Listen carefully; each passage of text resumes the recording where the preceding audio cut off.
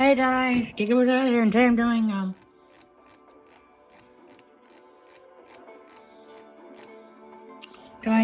the Struggle of the Six Samurai, Chapter 2. Dean. The Warriors of Yore.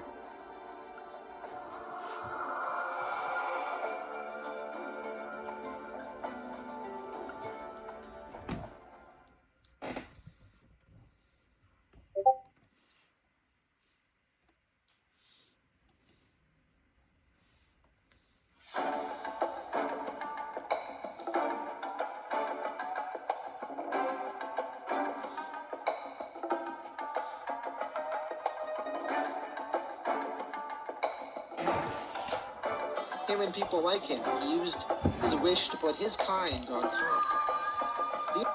The other genie then explains to Will how this is going to work for him being human. The genie explains, so you're going to be a regular human, no genie powers, but you can look however you want, be any age, and you can't die. If you get blown up, the biggest piece regenerates. If you get atomized, one of those atoms becomes the new you. So, I guess you're not like a regular human at all, when you think about it. Will is nervous about going down to Earth and being human. Will says he's not ready to go, but the other genie tells him, sure you are, pal. If you weren't ready, you wouldn't have worked so hard to get here. It's time for you to go now. I want to get back to home to see the others. Lots to catch up on. Should be about 6 or 7 centuries until the next G-Day. Have fun. Will, as a genie, is plunging down to Earth. He asks, what am I supposed to do? Well, he lands as a human in France in the year 1200 AD. He was a baby, but he could alter his genes, and he chose to do so, and he became an adult. Will had no idea what he was supposed to do on Earth. He didn't understand why this was his reward. Why was he human? What did that even mean? Will figured he should try and live the human experience. So he spent about the first century as a human, basically living a sex, drugs, and rock and roll kind of life. He did it. And then, once G-Day rolled around to find the perfect wish, he needed to buy himself some more time. So in order to buy himself some time, he caused the Black Plague. He knew about plagues and immunity and disease from his time as a genie. And back in the 14th century, people didn't travel much. Populations didn't mix like they did later. So a mild illness in one place could be a terrible plague somewhere else. So Will, he bounced around the world and gathered diseases in one place and moved them to another place. And then let nature take its course. The Black Plague killed over 100 million people, about 1/3 of the world's population back then. Because of this, G-Day would be pushed back at least about 150 years or so, buying Will some more time. So Will, with this more time to explore human desire, he next tried to explore power. He became a king in Central Europe, and he imposed his will onto his people. It was a dark time. Eventually, the leaders of the Ottoman Empire destroyed him and chopped them up into small pieces. Of course, Will stayed alive even though he was chopped up, as he couldn't die. Will, he was done experiencing power though. He then wanted to experience self-improvement, another thing that humans often wished for. Humans would often wish that, oh, I wish I could be the best violinist alive. I wish I was a kung fu master, etc., etc. So basically, Will just wandered around getting good at things. It became very clear why so many people wish for expertise instead of working for it. It takes for frickin' ever. But Will admits the acquisition of skill is one of the most satisfying parts of being alive. It's like a wish granted in slow motion. In the year 1718, Will decided to try being a family man. So he had many wives and many children. He loved them all and cried real tears when they died. He eventually decided to never have a family ever again. In the year 1822, he was just Tired, the cosmic powers created a system to keep at least one genie on Earth at all times until the perfect wish. But why? As a reward, a curse? Maybe, but after 6 centuries, he saw another angle. Will, he saw this world's birth and its death. There's an obligation in that, a duty. So, Will, he decided to just watch the world.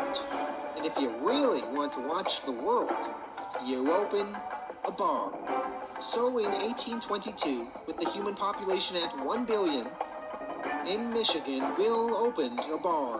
He called the bar the Falling Star Saloon. In 1927, he renamed it to the Wishbone Inn. In 1960, to the Blown Candle Social Club. In 1974, to the Wishing Well. Finally, in 1987, the Lampwick. Will, he stayed in that bar and watched progress happen. Watched the world speed up. The population numbers growing exponentially. It took over a century to go from 1 billion to 2.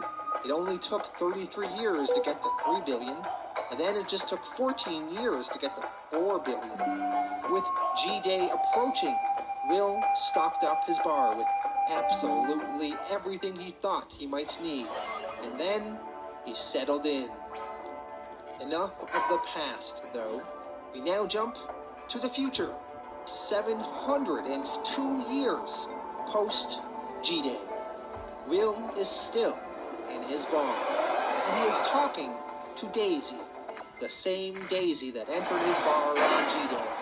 Will just finished explaining his entire story to Daisy.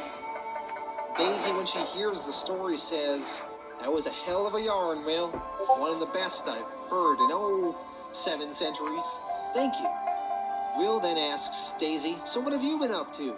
Daisy explains, "I wandered the world mostly. It's interesting out there. The really weird places were destroyed in the Idea Man's wars, or poofed away when the people who wished them up died. It's simpler now, quiet, wild, still dangerous, but not like it used to be." Will asks how Daisy is still alive after all these years. Daisy's genie starts explaining. The genie says, Alex and Brian did a combo wish that let Daisy have access to a tripartite with a wish required, and the impetus devolving to the last surviving. Will, he stops the explanation and cuts in and says, Yeah, I got it. Law of unintended consequences. Mortality's a kick, eh? How have you found it?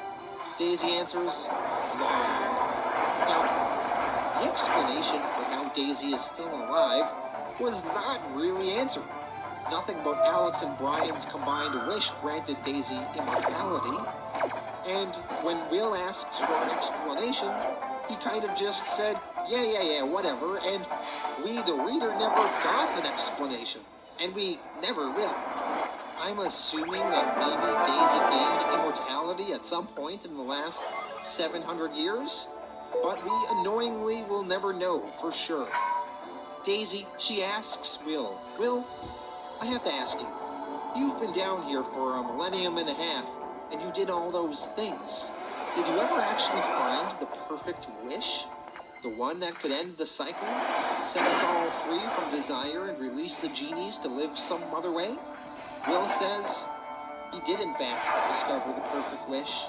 That was his big last revelation, that just because he knows the wish doesn't mean he should wish it. Will tells Daisy, you heard my story. I'm not human. It's not my place to make that wish, never was.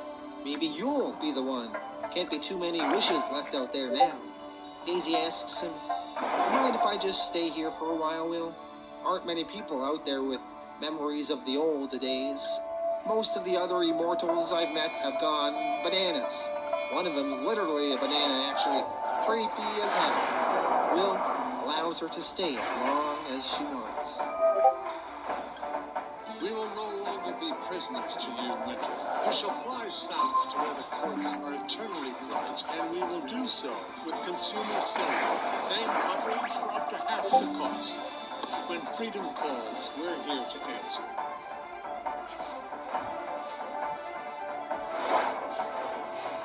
Actually, creepy as hell. Will allows her to stay as long as she wants. Now 800 years after G-Day, the human population is 12 million, and there are only 3 genies left. Will's included in that number. King Shu's aunt, aka Betty, walks into the Lampwick bar. She has her father's armor on, and she is also protected by her mother's wish, which was, I wish my daughter will survive. So this is how Ting Shu has managed to live into this advanced age. Ting Shu says her genie told her that there were only 2 wishes left, her own and one other. So she decided to check here and see if Will would have any intel for her. And lo and behold, she found Daisy, along with the only other wish left in the world. King Shu demands that she get to wish the last wish. Daisy tells her to sit down. Let's share a drink. Daisy asks King Shu, why haven't you wished yet? King Shu answers, well, I didn't have access to my genie for the first 20 years or so of my life. Getting it back was a big deal, and it cost me. Both my parents used their wishes to protect me, to make sure I'd get to keep my wish. It was important to me to use my wish for something worthwhile, but you realize pretty quickly that whatever you do will be overwritten with proofs when you die. None of it's permanent. The only wish that matters is the last one. I decided to make sure it would be mine, to honor my parents' sacrifice. Will, listening to the 2 of them, comments, so out of 8 billion people, you 2 have asked 2 wishes. One of you will remake the world however you want, with no other wish to oppose you. King Shu responds, I know that. Why do you think I'm here? Daisy says that her and Will here have been debating on various hypotheticals for the last 70 years or so on what she should wish for. Will explains if the population grows or it doesn't. If it reaches 8 billion, it all starts over. That's happened a few times. About 20 worlds back, someone got so attached to their genie they couldn't imagine letting them go. Their only friend. Kind of sad. The 2 genies in the room comment, that was the lizard people world, right? Yep, that was a good one. Ting Shu asks the genies in the room, why did Daisy here never use her wish? The genie responds, because she had enough. Ting Shu says, that must have been nice. Ting Shu thinks on things and says, you know, I was bored in this frickin' bar after G-Day already happened. I never saw the old world. I don't know anything about it or how to make it better or even different. I walked in here and I pulled a gun on you, Daisy, and you offered me a drink. It shouldn't be me. I shouldn't have the last wish. Ting Shu uses up her wish. She says, I wish I didn't have a wish. She then starts crying. Her genie tells her, well done, Ting Shu. You are better than you think. The genie then disappears. Daisy, she then says, alright, she's ready to make her wish. The last wish. Will turns to the last genie and tells the genie, congratulations, pal. It looks like you get to take the next ride. The genie asks, what's it like? Can you tell me anything? Will says, we'll have time. We'll be together in the new world for a bit, and I'll explain everything. But right now, you have a job to do. The last genie then transforms, showing his true form, which is kind of like a weird, glowy tree of life kind of vibe. Ting Shu asks, what is this? Will says, that's how we really look. Will then turns to Daisy and tells her, it's time, Daisy. Daisy then makes her wish. She explains first to the genie, another one of your people told me a long time ago that the intent with which I make my wish would be taken into account in how you grant it. You've traveled with me for centuries. You're closer to me than anyone has ever been. You know what Brian and Alex did for me. You are what they did for me. You know what's in my heart. Last wish is the same as my first one. I wish for love. But this time, not just for me. I wish that everyone would love the way they want to be loved. And that was, I guess, the perfect wish. next 8 seconds on the newly created world, the population is 8 billion, and the genie population is 0. Now, I am not 100% sure what this last page here is supposed to symbolize. How the world's population shot up to 8 billion in only 8 seconds? I think maybe because Daisy made the perfect wish, the cycle of genies always coming back has been broken, and maybe that is what this symbolizes? Like I said, I am not 100% sure what this means. Please feel free to share some of your theories in the comments. But with this, we end 8 billion genies. Alright, so that was 8 billion genies. What a fantastic book. The artwork was great. It really complemented the storyline. The storyline was so imaginative and creative. The concept was great. The idea of everyone having these wishes and how it changed the world and the explanations for how the wishes worked and how thought out it was, I thought was really great. I loved some of the funny stuff in here and the nonsense people wished for. People wanting superpowers, people wanting the moon to look all stupid and weird. The one father running to the basement because he doesn't want his children to waste their wishes, and one of them already did. Just so many funny things in here. But beyond that, it is very thought-provoking, and it is very touching at times. I loved that the story spanned hundreds of years. I loved Will Williams, and getting to see his human experience. It reminded me a lot of in The Sandman. There's a character, Hob Gatling. He is like a guy that lived for hundreds of years and couldn't die, and you got to see him experience the human condition, and we saw that through this Will Williams character, and I thought that was fantastic. I, beyond that, even liked all the other characters and seeing their various journeys. Robbie becoming this superhero, mom and dad tagging along for that journey, the Bada Bangs and their journey across America. First finding this small town with remnants which they lived in for a while, and then eventually making it to Fun City. There's the Zangs and their journey, and them going to Argentina to El Futuro, and we see the effect this has on Ting Shu and how she grows to resent her parents because of it. All very interesting stuff. My only real negatives are maybe the ending wasn't 100% explained as much as I would like. I'm still a little confused by that whole next 8 seconds and the population is 8 billion and there's no genies thing and what exactly that means. But on the whole, this series was amazing. Loved it. I'm going to give it a 9 out of 10. Thank you all for watching. Let me know your thoughts in the comments, and I'll see you all again in the future.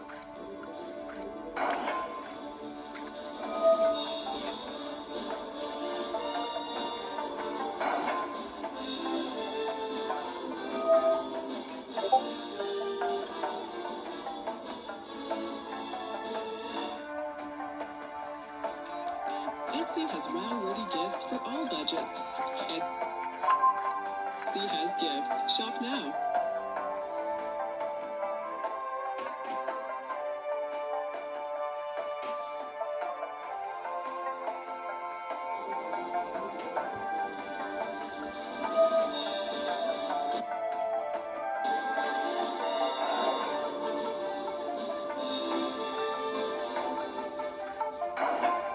Hey everyone, in this video I will be breaking down the indie comic called 8 Billion Genies. This is one of the best comics I've read from the last year or so. It is ridiculously fun and entertaining. The concept is, what if everyone in the world at once, all 8 billion of us, were given a genie and one single wish? What kind of nonsense would people wish for? How would the world change? So it's very interesting and thought-provoking, this series. You keep putting yourself in the character's shoes and trying to figure out, what would I wish for? What would I do in that situation? So very, very fun stuff. I'm super excited to go through this one. And I think one day this series could be really big because Amazon is going to be adapting it. They bought the rights. They're going to do a film and potentially a TV show and potentially expand it upon into other things. I don't know what that would be, but they got plans for it, which is really exciting to see. It would be a great film or TV show, I think. But yeah, let's dive into it now. 8 billion genies. 8 billion genies, written by Charles Soule and art by Ryan Brown. 8 billion genies. Number 1, the first 8 seconds and the first 8 minutes. Our story begins in Detroit, Michigan, in the United States, at a bar called the Lamp Wick. A wide array of random people happen to be in that bar this day. So inside that bar is Will Williams, the friendly older bartender. Or is Ed Green. He is sad because his wife June passed away, and he is drinking away his troubles. Ed is there with his son, Robbie Green. Robbie's birthday is today. He is 12 years old. There was also a band in the bar setting up for a gig. The band is called the Bada Bangs. The members of the Bada Bangs are Brian Cobb, Alex, and Daisy. There was also a Chinese couple in the bar, Wang Zhang and his wife Li Fang Zhang. Wang and his wife only speak Mandarin, and their English is not very good. So, in that bar, the bartender, Will Williams, is being very friendly to the little kid, Robbie Green. It is Robbie's birthday today, but when Will asks him if him and his dad are going to do anything special that day, Robbie looks at his dad, Ed, who is drunk and sleeping on the bar, and replies sadly, "We were supposed to." The Bada Bangs are setting up their gear for their performance later. And the Chinese couple, who are having trouble due to not speaking English, explained to others in the bar that they were looking for a bar called the Lamplight Tavern, which this is not. Will William, who happens to speak perfect Mandarin, responds, "I'm sorry, but this is the Lamp Wick, the Lamplighters all the way across town in Royal Oak. You're far out of your way." Wang, who is very hard on himself, says, "Oh, I'm such a fool." Will gives Wang and his wife some drinks to make them feel better. 2 members of the Bada Bangs are talking. Alex likes his fellow band member, Daisy, and he asks her out on a date. Daisy kind of dances around it, though, and sort of rejects him. The truth is, Daisy kind of has a crush on other band member, Brian. So while this random collection of people are all in this bar in Detroit, way on the other side of the world in Paris, France, a woman gives birth to a baby. This baby just so happens to push the world's population to 8 billion people, which triggers something crazy and magical. All of a sudden, all over the world, genies pop up and reveal themselves to every single human being. There is one genie for every single human. The genies introduce themselves to their humans in a very friendly way. They say, "Hello, it's a great pleasure to meet you. Every person on Earth has a genie. I am yours. You will receive 1 wish, not 3. You may wish for anything you like. Be careful when you make your wish, for your intention will be reflected in how it is fulfilled. Now, what can I do for you?" We will see now the first 8 seconds since the genies revealed themselves to the world. The human population is 8 billion, and the genie population is also 8 billion. Whenever a wish is made, that genie then disappears. So within this first 8 seconds, the bartender in the Lampwick bar, Will William, immediately makes a wish. He says, "I wish that no wish made outside of this bar can affect this bar or anyone or anything inside of it." Will's genie grants the wish and says, "Done. Enjoy the show." The others in the bar are confused about this new reality and them all having genies now. We are now beyond the first 8 seconds, and we are now in the first 8 minutes. We see the human population is now 1 million smaller than before, and the genie population is down 2 million. So 1 million humans have already died, and 2 million wishes have been granted? So now that everyone in the world has their own genie ready to grant them a wish, what kind of nonsense are people going to waste their wishes on? In the Lamprick Bar, member of the Bada Bangs band, Daisy, who rejected her band member Alex, when hearing the genie's offer, immediately makes a wish. She says, "I wish that Brian would love me like romantic love, like he would have romantic feelings for me." Brian was the other member of their band. The genie grants her wish. Alex is flabbergasted. He's a little bit hurt that Daisy did this, but he also contemplates using his own wish, but instead he stops himself and he just storms back into the bar to get himself a drink. Inside the bar, Daisy goes and talks to Brian. She asks Brian, how's he feeling? About us? But not really there, If I gave you mixed signals, I really apologize. Daisy doesn't understand. She asks another genie there, but I made a wish outside with my genie. She said I could wish for anything I wanted, and I did. And it didn't come true. That is when Alex, smiling with a drink in hand now, breaks the news to Daisy. Alex says, I can explain it all, Daisy. The bartender told me. It turns out he used his wish right away to make sure no wishes made outside the bar could affect the bar or anything in it. Pretty smart, actually, if you think about it. And since when you wished for Brian to fall in love with you, you were out in the parking lot, it didn't work. Sorry about that. Must be real awkward. Oh, it's awkward, all right. Also in the bar, Robbie tries to wake up his dad, Ed. Ed wakes up from his drunken stupor, and he decides to drink some coffee. Eventually, everyone in the bar hears a lot of noise coming from outside the bar. Ed Green goes to check out the commotion. And what does he see outside? Why, a whole nonsense world of tons of people's wishes. Let's see what we have here. We see someone made into a giant, someone flying a rocket, tons of people with the ability to fly now themselves like superheroes, a flying car, a monster truck filled with gold and rubies, someone with super speed, someone who can jump real high, someone in a mech suit, some guy riding a dinosaur. We also see some of the death caused by these wishes. The rocket ship flies right into someone else who's flying. The dinosaur ate someone, and the mech suit guy shot a laser through someone else. Across the world, we see other people's wishes. We see someone wishing for more money than they know what to do with. Someone wanting teleportation.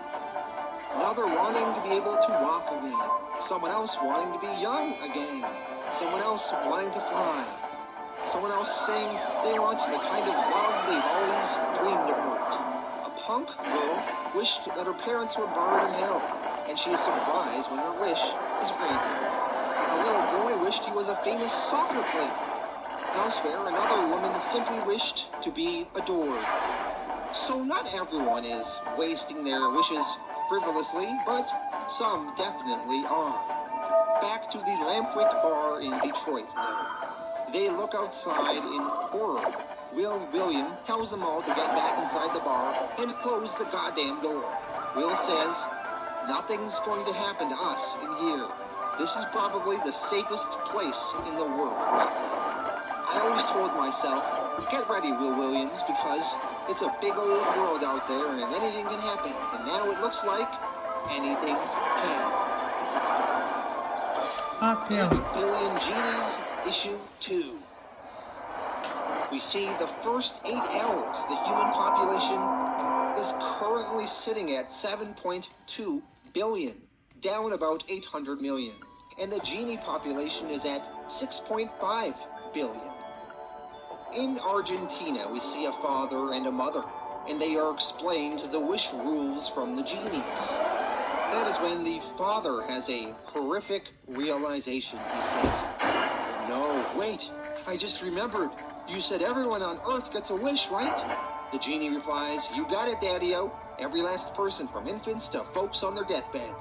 The father then, in a panic, runs downstairs. He has 4 little kids. Who knows what kind of stupid shit they'll waste their wishes on? One of the man's kids already used his wish up. He is covered in toys, and the kid says, "Papa, look at all the toys I wished for." The father then immediately turns to his genie and says, "I wish that none of my children can use their wish without my approval." The genie grants the father's wish. The man's little girl then asks her dad, "Why do you do that, Papa? We wouldn't wish for anything stupid." The father gathers his children and says, "You are children. I love you all, but everything you want is stupid. Someday I promise you will thank me." And honestly, this scene is kind of a hilarious bit. You know how stupid kids are. Can you imagine what they would waste their wishes on? Although it's not like some of the adults are using their wishes very wisely either. Back to the Lampwick Bar. It has been 9 minutes since G-Day started. G-Day is what this book from now on will use to refer to the moment the genies came. Inside the bar, they hear all the nonsense and destruction happening outside. But, thanks to Will Williams' wish, they are all safe in the bar. It is a little odd how quickly Will made that wish, though. Robbie, explaining to his dad, Ed, says, "Yeah, Dad, Will didn't even wait a second. As soon as the genies explained, boom, he dropped the wish. And now we're all safe in here." Ed asks Will how he knew to wish for that right off the bat like that. Will answers, "Well, I've been around a long time, Ed. If there's one thing I've learned, it's that bad things can happen fast. When they do, survival's about 2 things. Quick reaction time and smart advanced planning. One supports the other. The second I realized what was happening, I knew a lot of folks were going to use their wishes right away to do some real stupid shit." Gets his head shot off. Will, he also reveals that he stocked up his bar with tons of supplies for a doomsday type scenario. So they are all safe in this bar and they are well stocked. Elsewhere in the bar, Daisy, talking to Alex, says that she can't believe she wasted her wish like that. Alex tells her, "Yeah, pretty stupid, Daisy. But the good news is, it meant I didn't waste my time trying to date someone who would do something like that. That cured my crush on you real fast." Alex's genie gives Alex a kind of mean look. Perhaps he feels Alex is being a little bit too hard on Daisy. Alex, looking at his genie, says, "What?" The genie replies, "Hey, take it easy, pal. I'm on your side." Alex asks his genie, "Fine, but do you always have to, be at my side? Will I never get any privacy until I make my wish? Are you just gonna follow me into the bathroom?" The genie explains, "If you don't want us around, just let us know. You can even just think it if you want, and we'll go away where we go when we aren't here. And when you want us back, just ask and we'll be with you. We're always listening, just call our name. Our name is Genie." Brian, he asks his genie, "Can you tell us why this is happening? Why everyone at the same time? Why now?" The genies reply, "We know why this is happening, obviously, but we're not going to tell you. You could wish for it if you really wanted to know." No one in the bar wants to waste their only wish on that. The genies then go on to explain how difficult it is to track everyone's wish, and it takes a lot of effort. And they kind of grant the world's wishes the best they can. They explain some wishes that went down recently. In the White House, the president got one of his generals to make a wish. The general's wish was as such: "I wish that the United States of America would now and forever be the foremost power on the planet in all things for the benefit of its people and people all over the world." After the wish was made, the president and his advisors wanted to know if the wish worked. So they phoned up North Korea on a direct line to Kim Jong-un. And on the other end of the line, North Korea apparently made a similar wish themselves. So Kim replied on the phone, I'm going to need you to send me 10 aircraft carriers and all your spaceships and nuclear missiles and movie stars. North Korea is now the #1 nation on the planet. You have to do what I say now. After that phone call, the president feels like their wish didn't work. Although the North Koreans' wish didn't seem to work either, as the president does not really feel inclined to give in to North Korea's demands. The genies telling this story to those in the Lampwick bar then went on to explain.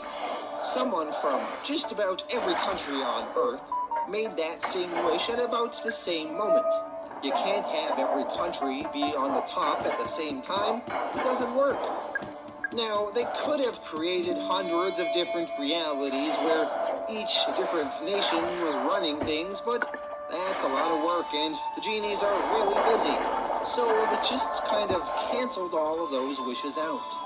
The genies say, we do that with all kinds of wishes. If two wishes are in direct opposition, like if someone wishes for world peace and someone else wants a zombie apocalypse, well, we're not going to do that. We're not big on stuff that affects the whole world, unless we think it's funny, or interesting, or ironic. We want as many people as possible to see their wish come true, which means we don't want greedy folks ruining it for everyone else.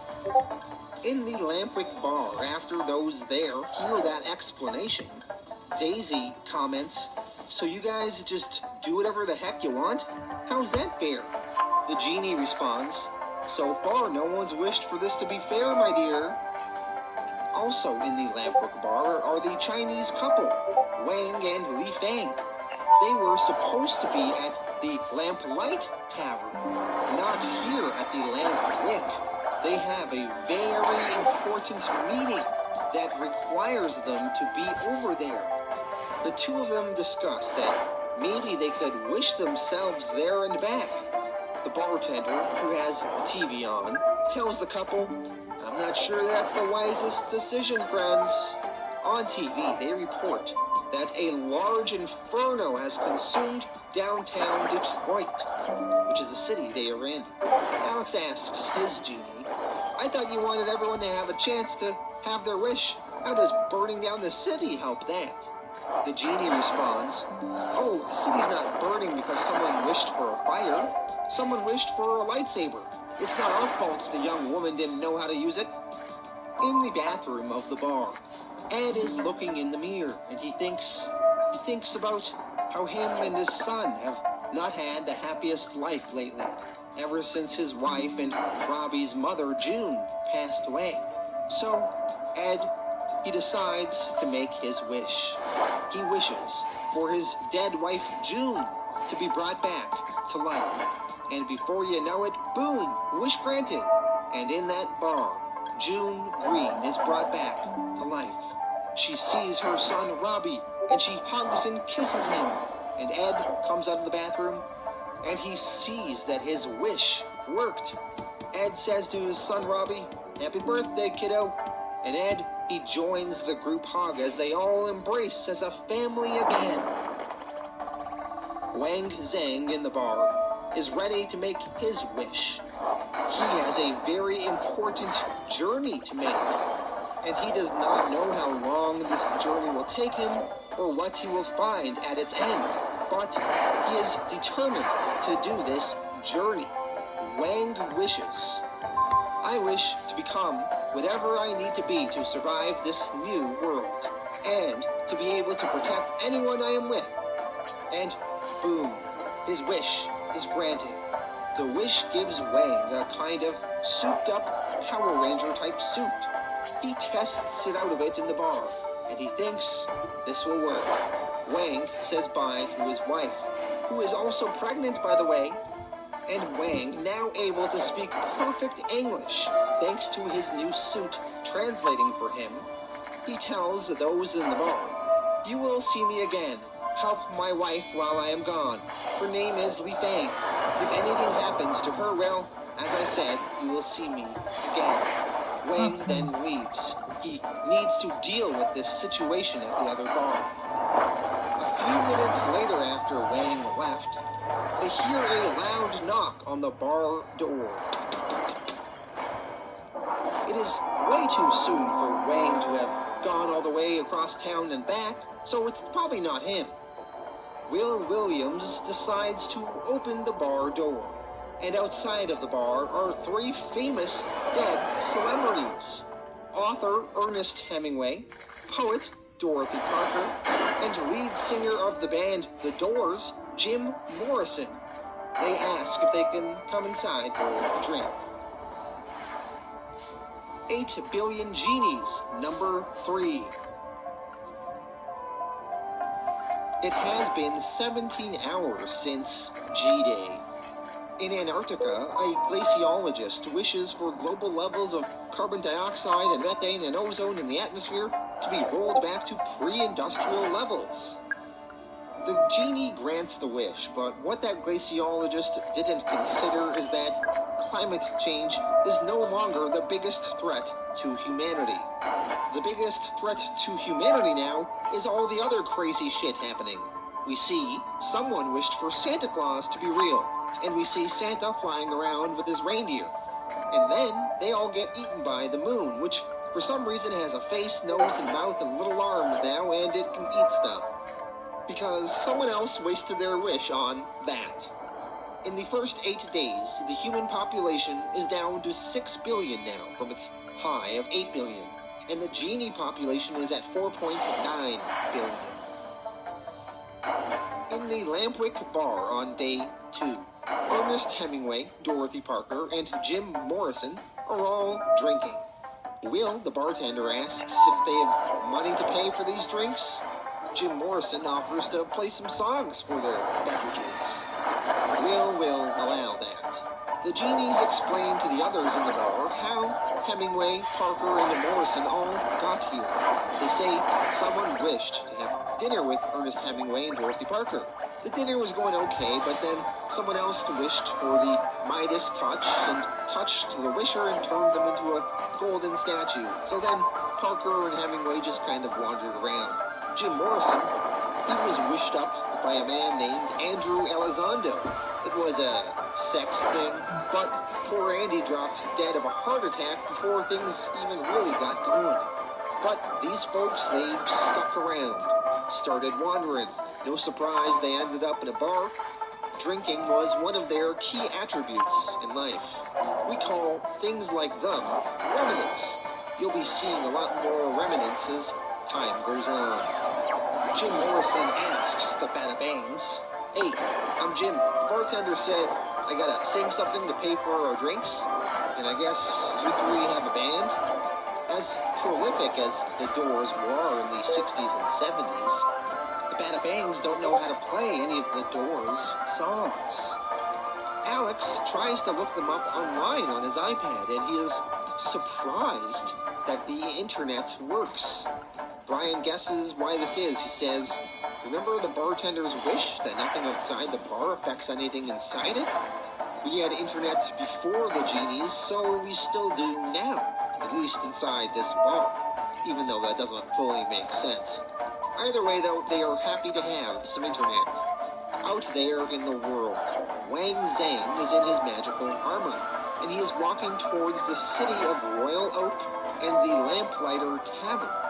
He has about 25 kilometers to go. Along the way, he gets attacked by someone who wished to be a vampire. Wang kicks the vampire off of him when the vampire tries to bite into him. But the vampire keeps coming back and keeps trying to bite into Wang's neck. But Wang's suit protects him. Eventually, as they battle, Wang gets the upper hand and kills the vampire. In the Lampwick Bar, Jim Morrison is singing with the Bada Bangs.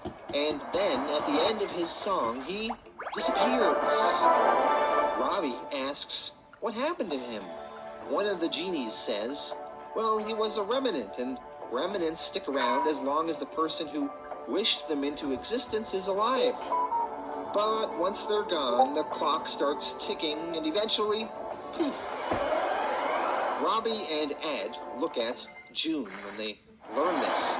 June is also a remnant that Ed wished for. They worry about her. June tells them, don't. I love you both very much, and that's all you need to think about. All that matters is that we're a family again. We'll figure it out.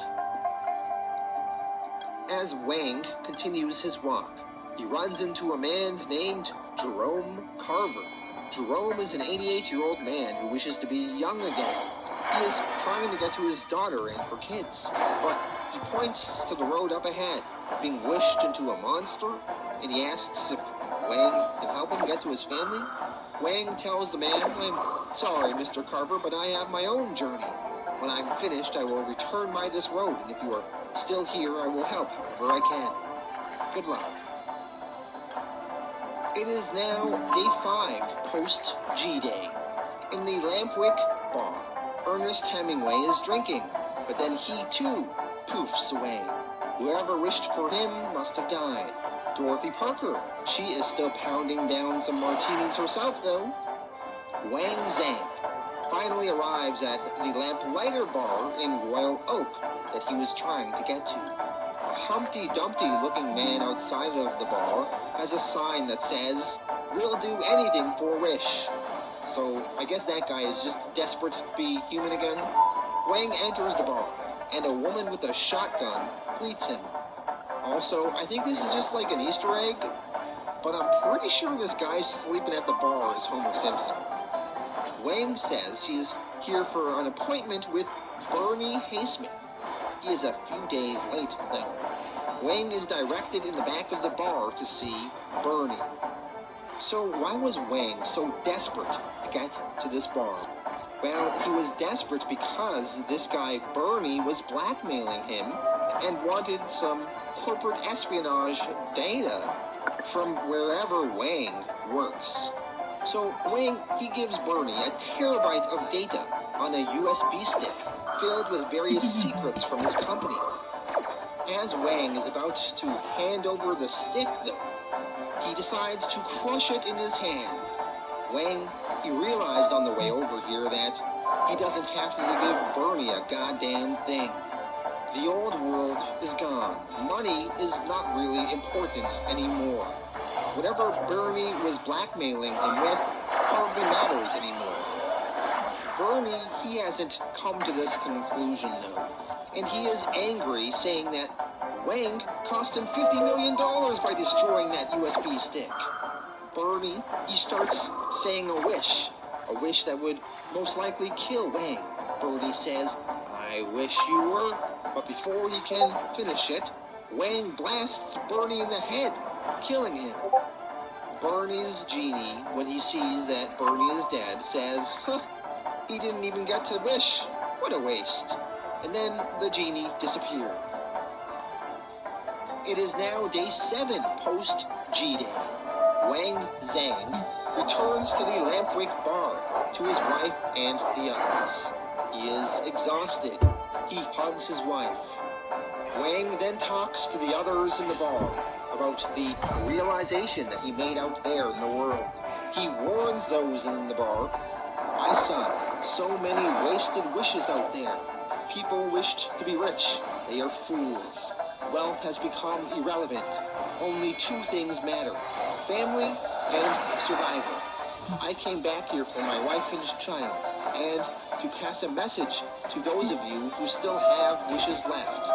When you wish, think of the world that is, not the world that was." Dorothy Parker, drinking a martini in the bar, says, "Well said, I'll drink to that." And then she too poofs away and disappears. It is now day 8 post G-Day. Robbie thinks about how his mom is a remnant, and if his dad dies, his mom will just disappear. Robbie, he wants to keep himself and his family safe. So he decides he is ready to wish. Robbie asks his genie to turn him into a superhero that he drew in a book, and he explained all the powers that he wanted. The genie grants Robbie's wish. Robbie's parents are startled when they see what Robbie has turned himself into. Robbie tells them, "Don't worry, Mom. This is just like Mr. Zhang said. A wish for the world that is, not the world that was. Now, I can keep you both safe forever." Robbie, now in this superhero form, says, "But we can't live in a bar for the rest of our lives. I'm going to go out there and I'll find somewhere safe. And when I do, I'll come back and get you there." Robbie, he leaves the bar and prepares for his journey to find a new, better place, a safe home for him and his parents. When Robbie leaves the bar, though, he runs into a weird cookie monster type creature that attacks him, and Robbie punches the creature away. And then Robbie runs into other people who also wished to be superheroes. The leader of this group of You want heroes is married? named My King Toby Power is the Star. stronger! King Power the Star greets Robbie. Star asks Robbie if he wants to help them save the world. Issue 4, the first 8 weeks. Robbie is teaming up with all of these heroes now. King Power, the Star, as well as Betty Pineapple, Blue Cali, the Slime. They ask what Robbie's name is, and he says, my name's Robbie Green. They say, "No, dummy, what's your superhero name?" Robbie, he thinks on it, and he says, "How about the Sun?" Robbie means son as in S-O-N, like he's a son of someone. King Power the Star thinks Robbie's name means the sun in the sky. He asks, "The sun?" Seems a little, I don't know, man. I've already got a star-related name. It might be confusing. What if we just call you Sunman? That's okay, right? Robbie says, "Yeah, that's fine." So then Robbie and his superhero team are together. Bye, guys. That was the video. Bye.